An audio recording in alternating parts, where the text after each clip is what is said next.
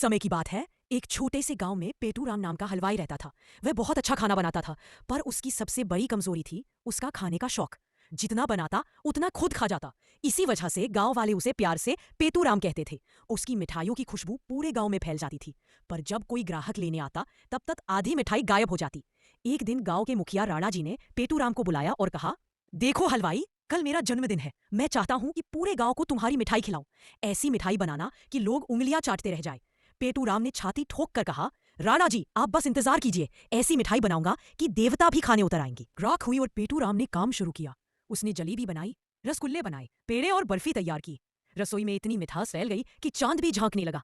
पर पेटूराम की आदत तो पेटूराम वाली ही रही। थोड़ा चखलूं कि ठीक बनाया नहीं, सोचकर उसने एक रसगुल्ला खाया। फिर बोला, थोड़ा और टेस्ट कर लूं। धीरे धीरे आधे रसगुल्ले खत्म हो गए।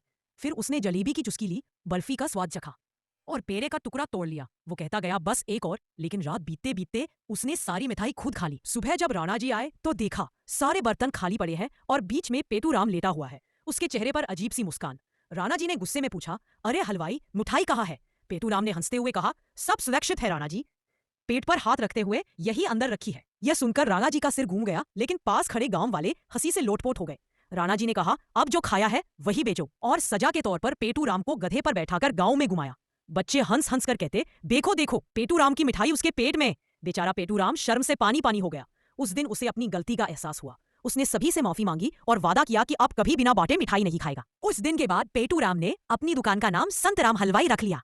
अब वो पहले ग्राहकों को खिलाता और खुद बाद में खाता। धीरे धीरे उसकी मिठाइयां इतनी मशहूर हुई कि लोग दूर दूर से आने लगे। गांव वाले कहते, अब पेटूराम नहीं, संतराम हलवाई बन गया है। कहानी का संदेश बहुत प्यारा है। खाने में मजा है, लेकिन बांटने में स्वाद है।